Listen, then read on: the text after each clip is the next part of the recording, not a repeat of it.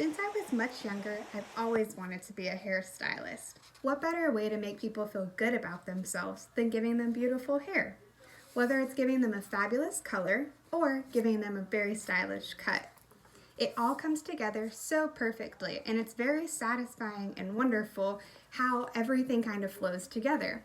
However, there are a few guidelines and rules that a hairstylist must follow in order to execute the haircut correctly. I'm going to be showing you the background information from hairstylist and cutting hair. I'm also going to be telling you about the materials needed in order to go into a haircut and successfully finish the cut. Then I'm going to be demonstrating how to get the job done. According to Prezi.com, cutting hair was not very popular until the Middle Ages. Razor cutting was popular in the Bronze Age. Egyptians tended to be the first ones who took the razor blade to their hair. The razor blade looks a little bit like this in today's time. Probably looked a little different whenever they were using it, but it doesn't give you a very straight cut. It's kind of jagged. It'll give you more of a textured look. If you don't want it to be perfect, a lot of people will opt for this, which is what they were using back in the day. A 45-degree angle is going to give you graduated layers.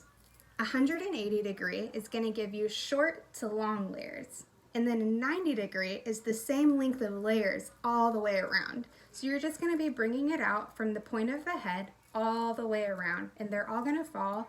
And they will look shorter to longer, but they're actually all the same length.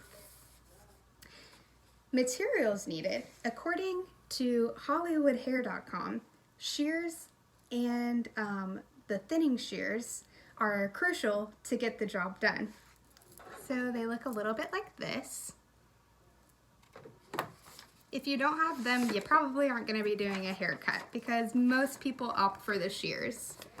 Here are the shears, the thinning shears, which these are going to take out bulk. If somebody has very thick hair, you might want to use these to kind of thin out their hair, and it can also texturize. You're going to need a water bottle if you're doing a wet cut, just so you can make sure that all of the hair is saturated and good to go. If you're doing a men's cut, you may need clippers and edgers. The clippers will help get the hair off of them and like a lot of the bulk, and then the edgers are going to edge up around the hairline and down here and get any of that excess hair that's on their neck. You're also going to want a comb, because if you don't have a comb, you can't comb the hair straight and it's hard to get it into your fingers. So this really helps in order to get the job done. Now, here's my little friend that's going to be the demonstration I do it on. It's a mannequin. So I have her all brushed out.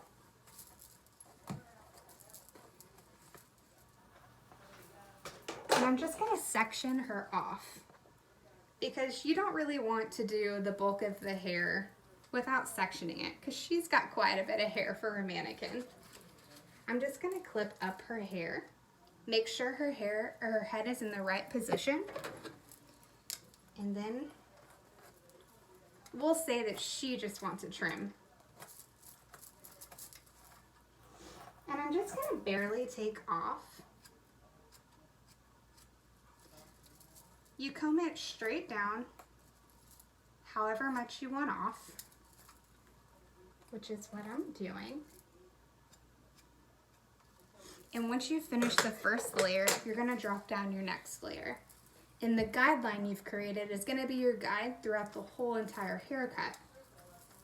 Unless, of course, you go to add layers at the end, which is what most hairstylists will do. They'll just put in their bottom length and then they will do the layers at the end. So you're just going to keep combing.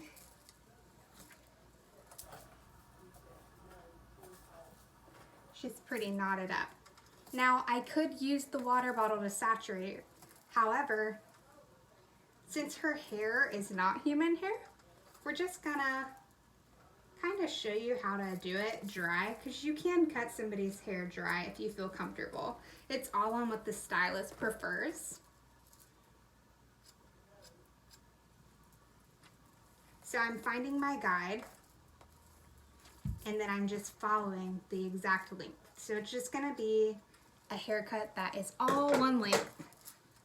Nothing too crazy. I'm not elevating the hair to cause a layer. So I'm on my last layer. Her head would still be in the down position. And then I'm just gonna trim this last little bit. So her hair is still gonna be pretty long since we're not doing anything too crazy. I'm just gonna follow it all the way around.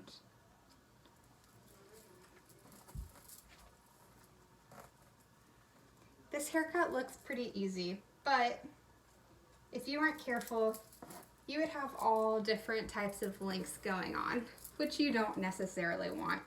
You want all of your lengths to match up like so. And if I wanted to take bulk out of her hair, I would just take my thinning shears, and wherever she's feeling very bulky, where the teeth are, I would just pull it out, and this would kind of texturize her ends a little bit and take out bulk. And since she's not a guy, I won't be using clippers or edgers. She just has a nice little cut, as you can see. Still pretty long, but very stylish.